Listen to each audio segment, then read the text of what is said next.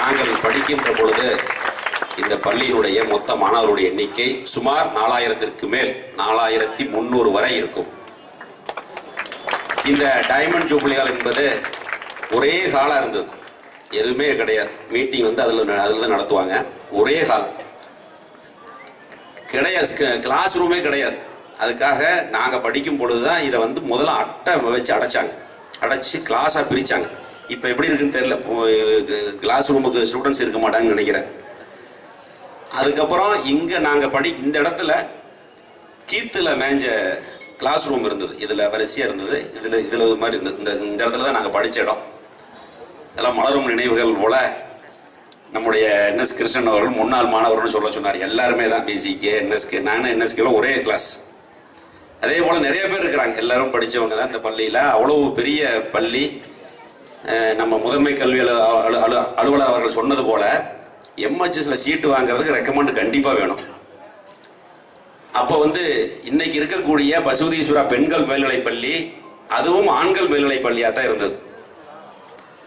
போட்டியே எங்களுக்கும் பசுவதீஸ்வரா ஸ்கூலுக்கும் தான், எம்ஹெச்எஸ் பிஎம்ஹெச்எஸ்.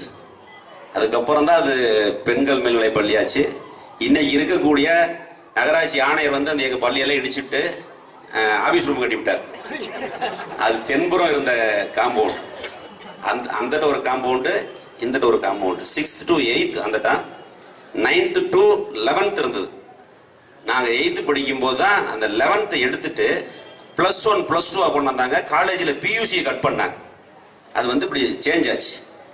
அதுபோல மிகவும் பழமை வாய்ந்த பள்ளி. இந்த பள்ளியிலே படித்தவர்கள் நிறைய பேர். இதில் இருந்த நம்ம வாங்கப்பாளையம் ஒரு ஐஏஎஸ் கூட இந்த பள்ளியில் படித்தவர்.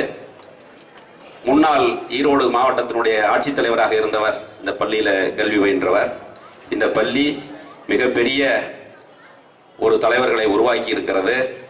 அதில் எனக்கும் ஒரு பெருமை. மாண்புமிகு அம்மா அவர்களால் இந்த மாவட்டத்தினுடைய அமைச்சராக, தமிழகத்தினுடைய போக்குவரத்து துறை அமைச்சராக உருவாக்கி இருக்கக்கூடிய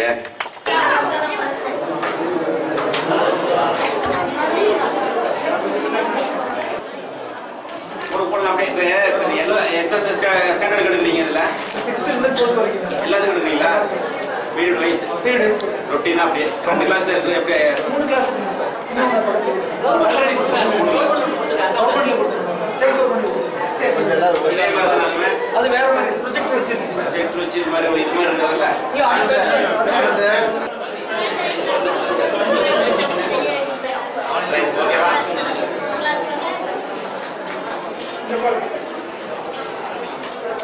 தம்பி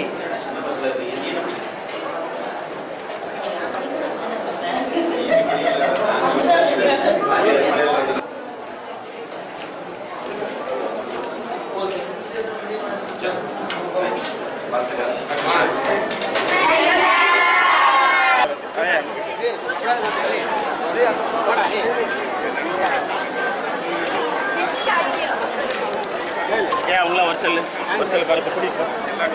வாங்க